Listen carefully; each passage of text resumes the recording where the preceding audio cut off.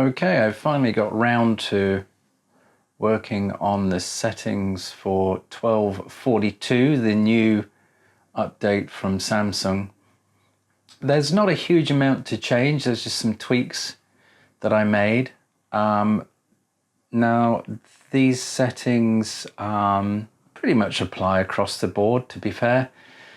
I've watched a good amount of Netflix, watched a couple of UHD 4K discs, Blu-ray discs, played a game and watched some TV, and it seemed to work okay. And what I used was the calibration software and discs, the calibration discs that I use that allow me to, I have to tweak things manually, but it allows me to do things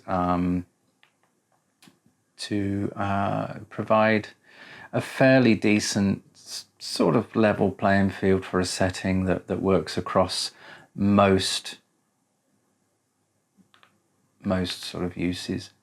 So I have it set at movie as ever, and then I have the backlight at 5. Obviously, when it finds a HDR signal, it will then move that up to 20 automatically. Some of the settings on HDR, the TV will adjust automatically. But for standard viewing, I just have it at 5, brightness at 48, contrast at 98. I think the brightness and the contrast are one of the changes. Color has gone, I think now at 49, it was previous at 48. Tint, green, red, the same as it always has. Well, actually I think that has changed. Apply to all sources, of course. And then all that awfulness that is processing, we have turned off, of course. And then color tone, warm too. Now, depending on where the white balance, by the way, we have, which will be just the standard white balance. Let's get that back. We've just lost it. Let's go back. Yeah, so we don't touch the white balance because you only really touch that if you've got a calibration system that allows you to sort of attach a device to the actual screen and then calibrate it that way, and then it will provide an update for you to update with.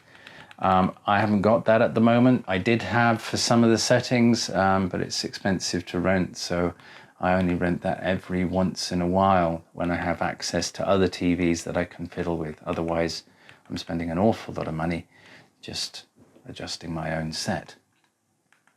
So those are the settings.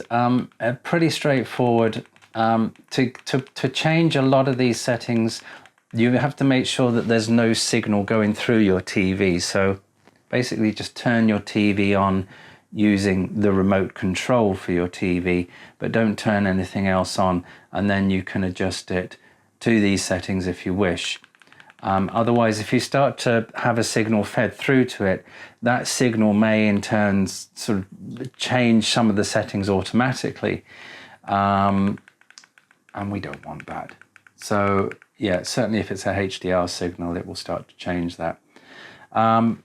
But I use this, I've tried it with HDR, 10-bit signals and other HDR formats that the telly can pick up, which isn't a lot really.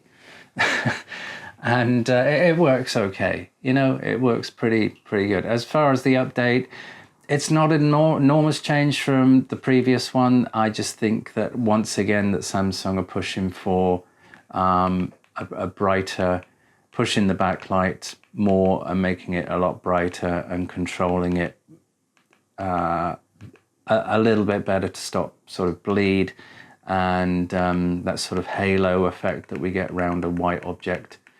You can kind of see that actually in effect on this recording, you know, 'cause it's got white text on a very dark background and it seems to do okay.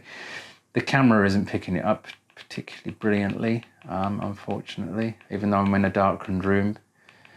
But yeah, those are my settings, those that work for me. I've used a calibration Blu-ray disc to enable me to do that, and some filters as well as the filters on the TV, and it's come up okay. Let me know your thoughts if this works for you. If you think that perhaps there's some changes that you would like to make, let everyone else know. There is a community after all.